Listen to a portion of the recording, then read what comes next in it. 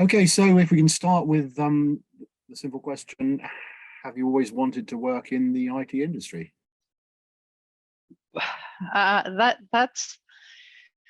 It's a difficult question. I don't know if I ever wanted to work on it, but it's clear that I studied engineer in computer science. So by default, I should land in the IT environment somehow.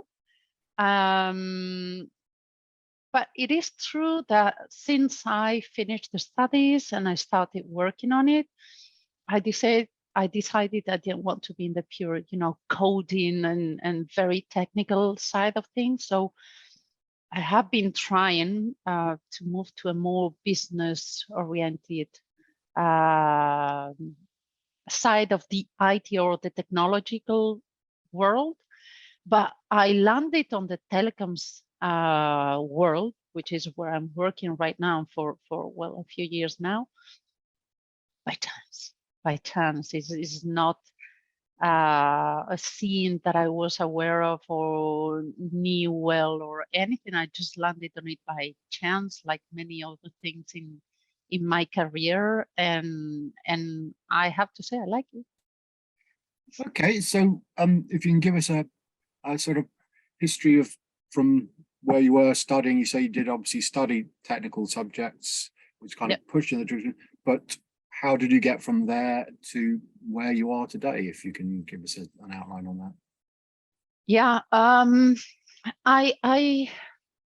was studying in Spain, and then very quickly, so I landed in Belgium, where I still live now, as a university student, and then started to work here because it was more convenient for me than Spain for a start. And little by little, I have built my life here.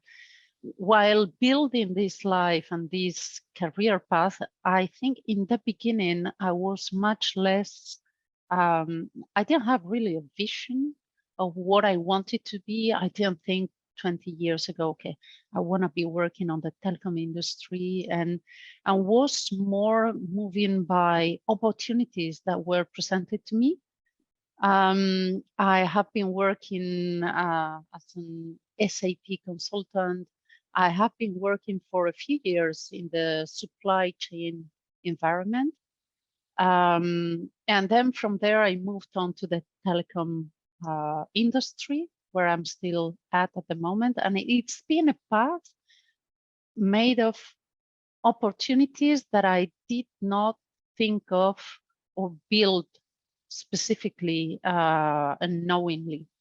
I think maybe because of inexperience or when I was young, I was much less I was letting myself discover things. Now I have a better understanding of what I want, what I do not want, how I would like to lead my career, and but I have taken some time to get to this stage where I know what I want, what I do not want, and how I would like to move on. Okay, and in terms of that career path, have you, I'm assuming along the way you've bumped into a few challenges, issues you've had to deal with, and just curious as to whether you'd classify those as sort of normal challenges that anyone might have in their career, or if your gender you think has been not so an obstacle, but just an issue on certain occasions throughout your career, or has that not been the case? Of course, many obstacles that are the ones that anybody would find along the way. I mentioned I have been working quite some time in the supply chain industry. This is a very male-dominated industry, warehouses and transportation, and very, very few female. And probably that's where I have started to learn what I was not willing to see or do or accept around me regarding gender, gender issues. So as I say, very male-dominated industry. I was very young, much more inexperienced, probably less assertive than I am now, but I think it has really taught me what I do not want to accept anymore. It has also taught me a lot of resilience that I have, built up in the subsequent years. But yes, I think it did help me create some also, protection. I don't know how to say bubble. How to respond, how to protect myself against these things, and to understand what I didn't want to face any longer. I have also had very positive experiences in there, so it's not all negative, but it is true that when 20 years ago, being a young female in this so very male-dominated environment was not always easy. So because the IT industry is notoriously sort of male dominated, or perceived as that, but did you actually, I won't say you've regarded it as a breath of fresh air, but from the industry you were coming to, then the IT industry was an improvement, shall we say, on what you had experienced in the supply chain. Is that fair to say? Yeah, I think so. Yes. One, because I think I'm very lucky in that respect. We working in Belgium for a Belgian company, and I have been working also for other Belgian companies. So there are many differences depending on geographies. It's not the same to be working in Norway or to be working in Qatar at all. So I'm lucky for that, and maybe that also built, this fresh airness that you were mentioning. Also, the fact that little by little, I think that the situation is improving in some industries, and I think the IT and telecom. I'm putting all that together because, I mean, for me, it's been like a whole. I think there's positive evolution. And I have witnessed this evolution. There's obviously a lot to do yet, but certainly compared to a supply chain environment, big difference already. And I'm sure there are other industries where the balance, gender balance is well, much better. But at least for me, it's been an improvement, yes. and in terms of, so it's an improvement in terms of the whole industry compared to your previous one, but also you mentioned you have seen improvements since you've been in it. So what sort of things would that then what have you noticed in your time in the industry?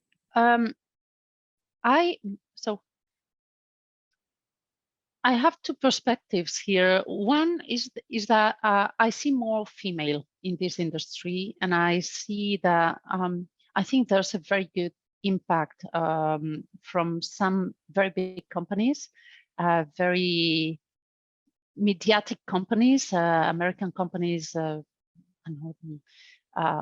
big brands, American brands in general, that tend to be much more diverse, and they communicate a lot on these diversity goals and objectives that they have set. And then I think there's some kind of emulation across the industry from more traditional companies that sooner or later realize that there's an edge, a positive edge in going in that direction, and there's this kind of move. Obviously, there's also a lot of impact from the pandemic situation, but this is very recent. And also the new generations. I think in general, and it's not only about gender diversity, it's about having a much more respectful work environment for many elements, not only the gender diversity, cultural diversity, flexibility, private life versus work-life balance. All of these things are much more in the mind of the younger generation. And this, I think, triggers reflection on the companies, because we are not all, it's harder right now to find qualified people than it used to be. So when these qualified people come to you with a number of demands that were not there a few years ago, I think this triggers reflection, and I'm not saying it will solve things, because it will take some time yet, but I think it creates a good, it helps get the right direction. And then I was saying, I have the other side of the perspective also, because well, I have more experience, I'm older, probably I have gained a little bit of assertiveness. So I know, I look at things from a different angle. And I think many of the female that I have crossed paths with have the same, we have grown, and I realize that we are able to create space. I don't know if it's because the industry allows for this space to be created. I think there's a little bit of that because of, all these things that I have mentioned before. But there's also the fact that we hear talking about gender diversity. Well, you're yourself, Philip, doing this kind of interviews that probably 20 years ago nobody was doing, or very few people. So I think we also get the courage to create that space for ourselves. I think it's a combination of factors, but we are in a good trend, slow trend, but still good trend, I think. And in terms of the, you mentioned that the sort of like some of the large American IT companies, the big brands, are very good at it, and that filters down. Could you imagine? It just struck me, for example, with sustainability in the supply chain, companies demand of their suppliers, if you must do this, or this is how we want you to. Could you ever foresee a scenario, for example, where the same might be in diversity, so that a bigger organization might say of its suppliers, you need to demonstrate to me that you are a diverse, you embrace diversity in your employment stuff? Or do you think that's a little bit a heavy-handed way of doing it?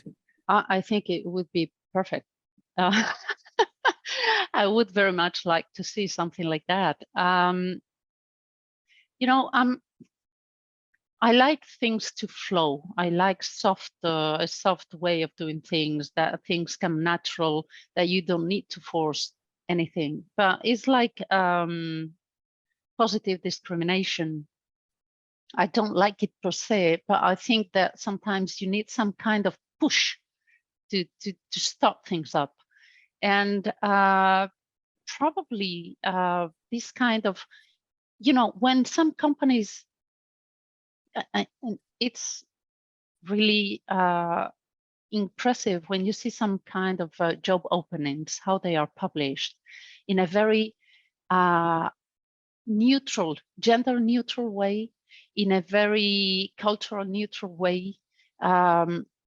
So some companies are very good at doing this, and when you see these job openings, it is very refreshing, because you feel you have all your chances no matter who you are, while other companies still keep on having a very gender biased language. The way and the requirements are very biased also. I'm not sure I'm pronouncing this word properly, but still, hope you get it. So I think some companies are doing a lot, and could be indeed that would be a very good idea to ask the same from providers, from customers, also from any company they work with.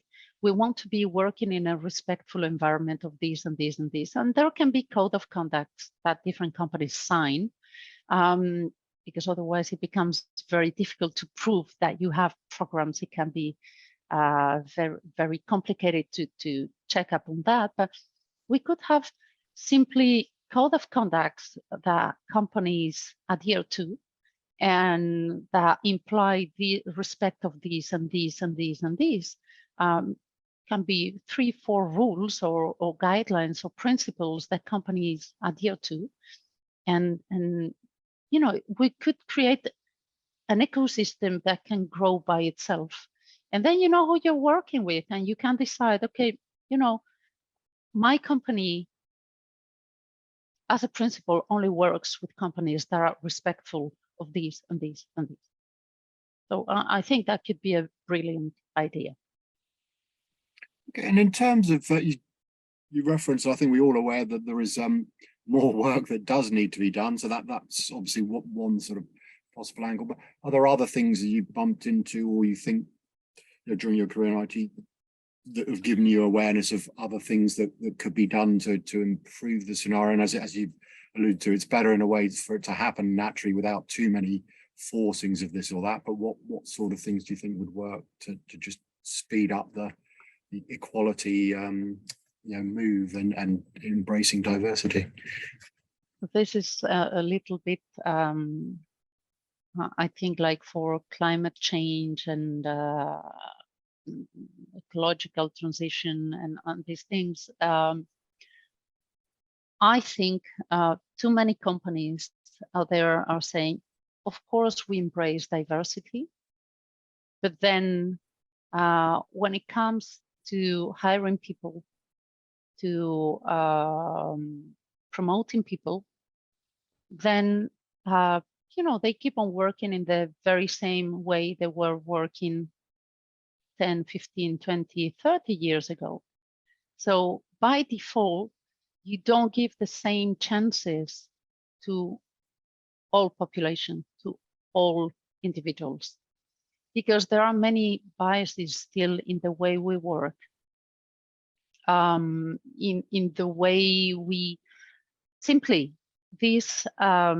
We all know that in general, and this is a cultural matter. So, and in general, all of this comes from the culture, from the education. So it's going to be a long way, as you were saying, Philip, because the roots are very, very difficult to change or to shift, or it will take time.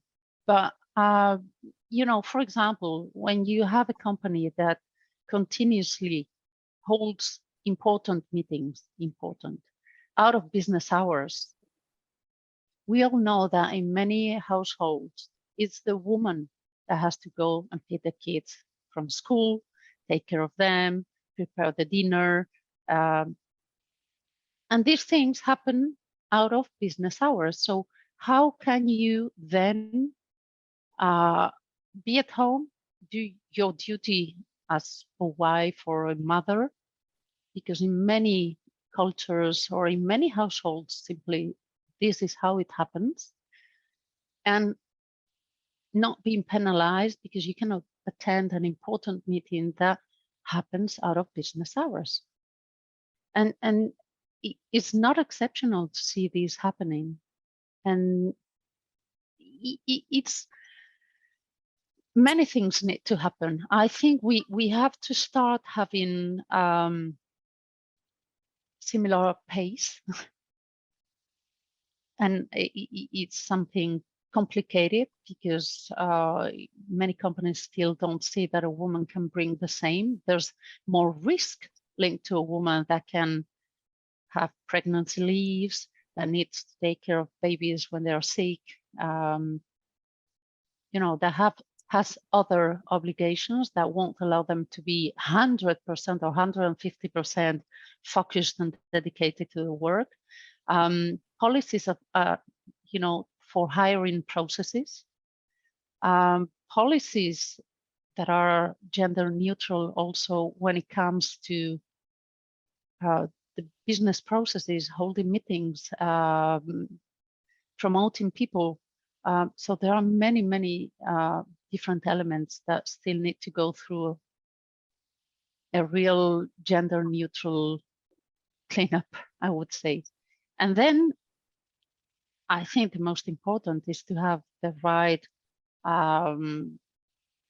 policies in a country.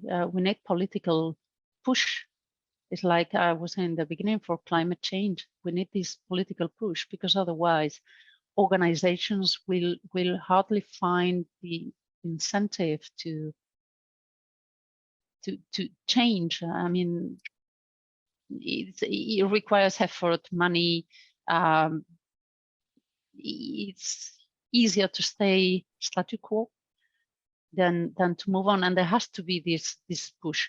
We all have a responsibility in it, I think, but if we want to have really a real move, there are some public policies that require changes, shift. Yeah. And in terms of what you described, obviously the status quo remains in quite a lot of organizations. Do you think that's just down to thoughtlessness, i.e. they just haven't understood that they're being, well, I guess it's unconscious bias is the phrase, isn't it? So they just carry on doing stuff because that's what they've been doing. Or do you think there is regrettably still an element that is almost, goes out of its way to maintain their tradition and therefore, hire in a certain way or have certain policies that are, diversity unfriendly, if I don't even know if that's an expression, but they certainly are not helpful towards inclusivity? Look, I think it's there's a lot of literature by now that shows that diversity, be it only gender diversity or any other kind of diversity, brings benefits to any enterprise. Benefits, even economical benefits. It's not only the richness of the discussions or the thought processes, it's even economical benefits. So there's a lot of studies that show this. So I want to believe that most of the leaders of the different companies in our industry are aware of this, or at least have heard of it. Now, I think we're still in a stage where there's a speech and then there's a reality. And they don't go necessarily at the same pace.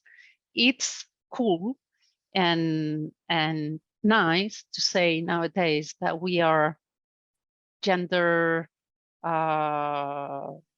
neutral, like carbon neutral, whatever, but that we embrace diversity, gender diversity, and that of course we accept women as we accept men. But then, of course, I mean, conceptually, there's so many people that would agree with this, but then are we putting all the necessary means in place to make this a reality? And this is where I think we fail as an industry yet, because making this, going through this change, like any other change, costs. It's an effort, it costs money, and right now, well, it's not a secret. I mean, the economy is complicated for everybody. So most, and even before, but even more now, companies have, and I mean, find many other things to spend the money and the effort on than on this. That is not yet seen as a top priority.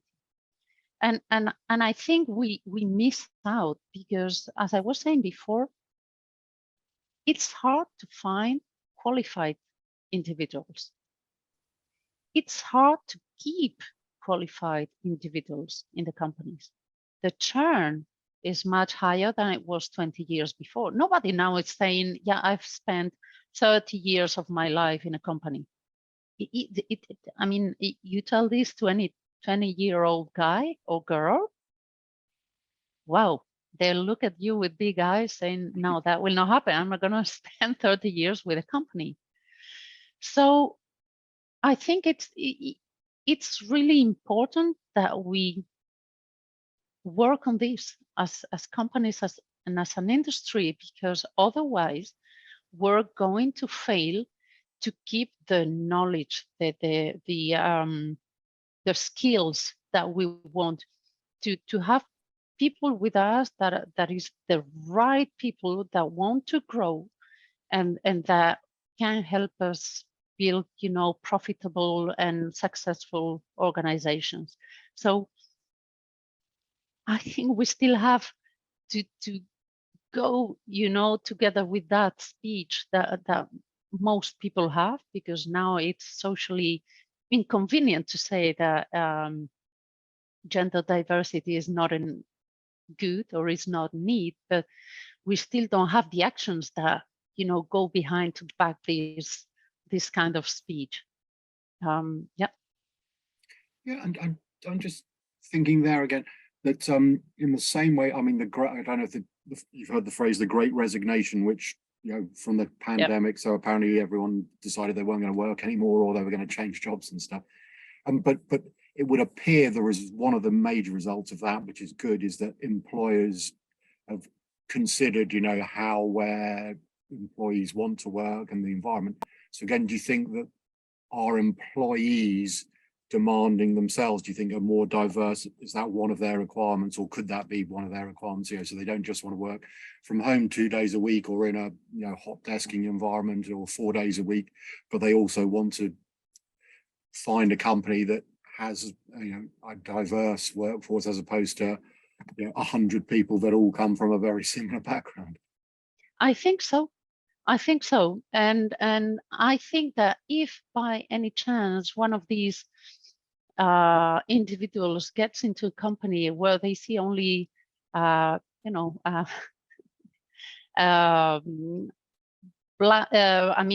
males in the 40s, pale, bale, and stale, I think. Yeah, exactly. Yeah. This is the word, I can't find it. Yeah. They will leave, because it will not bring what they are looking for. And I think that more and more there's an equality in what these younger generations looking in terms of, so that there's not so much difference now between men and women. They ask for, at least what I have experienced when I talk to young people, they look for flexibility, they look for autonomy, they look for an environment that allows for this private versus professional life balance.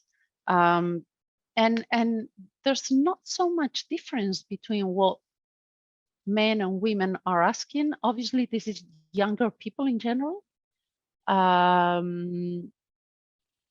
When it gets to older people, I think that also there's going to be, I'm now thinking while I talk, probably there's not going to be so much of a difference, because as you say, everybody has been thinking a lot of, during the pandemic, of what they want their lives to look like. And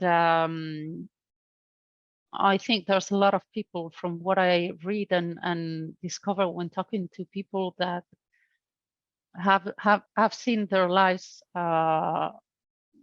were very much focused on work, and maybe this is not what they want moving forward. So I want to believe that the gender reflection is also going to be there. Okay, and maybe just as we finish, it'd be good to, we've covered a lot of ground and you've given us some great ideas, but in terms of anything you think obvious that could be done to improve the situation, if you like, in a sort of targeted fashion, as opposed to sort of organic or whatever, any thoughts, as I say, maybe just you want to reiterate a point you've already made, or if there's anything else in terms of how to improve the situation. I think something important that maybe we don't do enough is ourselves as individuals, when we see something not going well or not working well, or a behavior that is not respectful enough on gender diversity, we need to talk about it. We need to say it. I think it's very simple, so simple that we sometimes forget about it. We need to speak up, because I'm sure many people just don't realize when they have some kind of comment or behavior that is not very respectful of any kind of gender diversity. And sometimes just by speaking it up, that people realize that something's wrong or something was not as it should. It's just speaking up, not necessarily angry, just saying things helps. I think helps a lot.